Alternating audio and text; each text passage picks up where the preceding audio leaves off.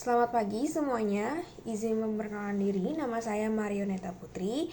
Saya merupakan mahasiswa jurusan Teknik Kimia angkatan 2023 dari Universitas Sultan Ageng Tirtayasa.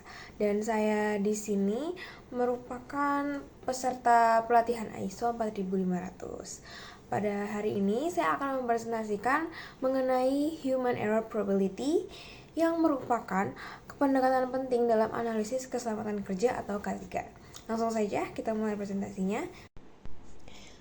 Baik, langsung saja saya mulai. Presentasi kali ini mengenai materi Human Error Probability. Yang dimana topik ini sangat penting dalam konteks keselamatan dan kesehatan kerja. Karena sampai saat ini, kesalahan manusia masih menjadi penyebab utama terjadinya kecelakaan di berbagai sektor industri, mulai dari manufaktur, migas, transportasi, hingga layanan kesehatan. Pada presentasi kali ini, ada table of contents, di mana kita akan membahas materi-materi apa saja mengenai human error probability di presentasi kali ini. Nah, yang pertama itu ada pendahuluan human error dan konteks K3. Yang kedua, klasifikasi dan tipe-tipe human error. Ketiga, faktor penyebab terjadinya human error. Yang keempat, dasar-dasar human reliability analysis. Yang kelima, ada teknik THERP.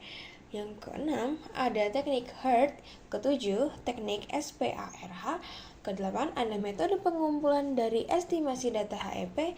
Kesembilan, ada strategi pengendalian dan redukasi human error. Dan yang terakhir, studi kasus dan simulasi perhitungan HEP. Baik, selanjutnya itu adalah pendahuluan. Nah, konsep human error secara umum. Human error ini merupakan salah satu faktor utama penyebab kecelakaan industri dan pekerjaan. Secara umum, human error itu didefinisikan sebagai kegagalan seseorang dalam menjalankan tugas sebagaimana yang diharapkan. Dan hal ini bisa berkonsekuensi pada kerugian finansial, keselamatan, hingga lingkungan. Nah, terdapat Human Reliability Analysis atau HRA digunakan untuk menilai peluang terjadinya kesalahan manusia dan dampaknya, serta merancang intervensi mitigasi. Selanjutnya ada klasifikasi dan tipe-tipe human error. Menurut James Reason, human error itu diklasifikasikan ke dalam 3 kategori. Yang pertama ada slips and laps, di mana kesalahan itu tidak sengaja karena gangguan, perhatian, atau lupa. Yang kedua ada mistake. Mistake ini kesalahan dalam pengambilan keputusan atau pemahaman. Lalu ada violation, itu tindakan yang menyimpang dari prosedur, baik disengaja maupun karena tekanan situasional. Dan juga ada pendekatan HERT dan THERP. Umumnya mencerminkan kategori ini saat mengidentifikasi EPC atau jenis tugasnya. Oke, untuk selanjutnya yaitu faktor penyebab terjadinya human error. Nah, secara garis besar, penyebab human error nih dibagi menjadi 3. Yang pertama yaitu faktor internal atau faktor dari individu tersebut, seperti kelelahan, stres, atau kurangnya pelatihan.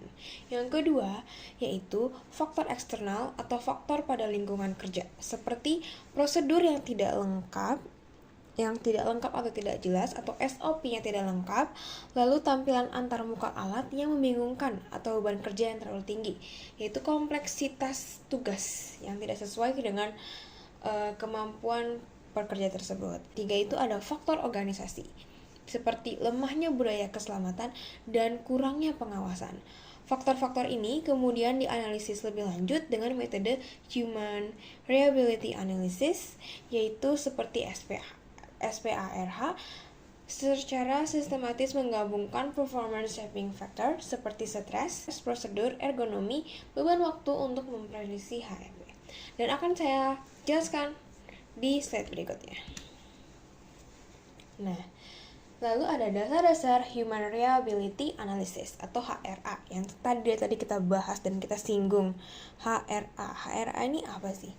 Human Reliability Analysis atau HRA adalah metode sistematis untuk mengidentifikasi kesalahan potensial, mengkuantifikasi probabilitas, lalu menyusun rekomendasi mitigasi, terus juga dapat mengidentifikasi aktivitas yang beresiko terhadap error, dan memberikan masukan bagi perbaikan sistem. Nah, metode HRA ini dibagi menjadi generasi pertama seperti THERP, HERT, dan generasi kedua yang lebih kompleks seperti CRIM or SLIM. Atau juga bisa SPARH juga lebih modern. Oke, selanjutnya yaitu yang pertama kita akan membahas apa itu metode atau teknik THERP. Nah, perlu kalian ketahui bahwa metode THERP ini adalah teknik for human error rate prediction. Nah, THERP ini merupakan salah satu teknik HRA yang generasi pertama, bersifat sistematis dan transparan, cocok untuk integrasi dengan PRAS, namun memerlukan data besar dan analisis sumber daya intensif. Salah satu teknik HRA ini paling awal yang dikembangkan oleh Swain and Gottman. Pendekatannya cukup sistematis, setiap tugas dipecah menjadi langkah-langkah. Kemudian setiap langkah-langkah dianalisis untuk menentukan apakah ada kemungkinan terjadinya error dan nilai probabilitas dari setiap jenis error, kemudian diambil dari database historis dan dianalisis menggunakan event tree or fault tree. Nah, dari setiap teknik juga ada kelemahannya. Nah, kelemahan dari THERP ini adalah sedikit guidance pada pengaruh PSF dan sensitivitas terhadap analisis subjektiva yang dikembangkan oleh Swain and Gottman pada tahun 1983 menggunakan basis data probabilitas kesalahan manusia. Tahapannya mencakup definisi sistem text analysis atau HTA, identifikasi kesalahan, omission, completion, sequence, timing, and selection, penentuan HEP dari database, integritas, dan ke event tree or fault tree, dan rekomendasi desain ulang atau mitigasi. Selanjutnya ada teknik HERT, di mana teknik HERT ini dikembangkan oleh Williams pada tahun 1986 sebagai HRA generasi pertama yang lebih cepat dan ergonomis dengan pendekatan berbasis EPC atau Error Prediction Condition. HERT ini telah digunakan di industri perkeretaapian, manufaktur, perkapalan, dan divalidasi secara empiris dalam beberapa studi. Metode HERT ini merupakan Human Error Assessment and Reduction Technique. Metode ini lebih cepat dan lebih fleksibel dibandingkan THERP. Metode ini berdasarkan pada dua komponen utama. Yang pertama, jenis tugas atau generic text type yang memiliki nilai HEP dasar, misalnya 0,01 untuk tugas inspeksi visual. Kedua, error production condition atau APC, seperti stres, kompleksitas tugas, dan kualitas prosedur. Pada metode HERT ini terdapat langkah-langkah metodologinya, yaitu yang tadi identifikasi generic text type dengan nilai nominal HEP, pemilihan EPC yang relevan seperti lelah, stres, gangguan, lalu tentukan proporsi pengaruh setiap EPC, baru menghitung HEP. Menghitung HEP ini dengan rumus berikut: generic text type nominal HEP dikali dengan sigma EPC multiplier dikurang 1 dikali proportion of effect ditambah 1. Sebagai contoh, misalnya kita nih punya EPC, stres yang tinggi, dan multipliernya 3,3 dan proporsinya 0,5, maka kontribusinya akan menaikkan HEP dasar menjadi lebih besar. Metode ini cocok digunakan sebagai data historis terbatas dan sangat membantu dalam mengidentifikasikan faktor apa saja yang perlu diperbaiki dalam sistem kerja. Baik, selanjutnya kelebihan dan kekurangan dari HERT ini. Yang pertama, kelebihannya cepat, tidak terlalu memerlukan data historis, dan memberi gambaran skenario untuk intervensi ergonomik. Lalu terdapat kekurangannya, yaitu terlalu bergantung pada penilaian pakar dan tidak mempertimbangkan interdependensi EPC. Oke, selanjutnya adalah teknik SPAR-H, yaitu Standardized Plan Analysis Risk Human Reliability. Metode ini dikembangkan oleh NRC, US Nuclear Regulatory Commission sebagai tool HRA generasi ketiga pada industri nuklir yang kini diaplikasikan luas. Ini mengkategorikan tugas sebagai action atau diagnosis dan menghitung HEP dengan memanfaatkan nilai nominal HEP. Omission sama dengan 0,01, commission 0,001, serta 8 PSF waktu yang tersedia. Stres, pengalaman, dan pelatihan kompleksitas tugas, ergonomi atau HMI, kualitas prosedur, kebugaran kerja, dan proses kerja.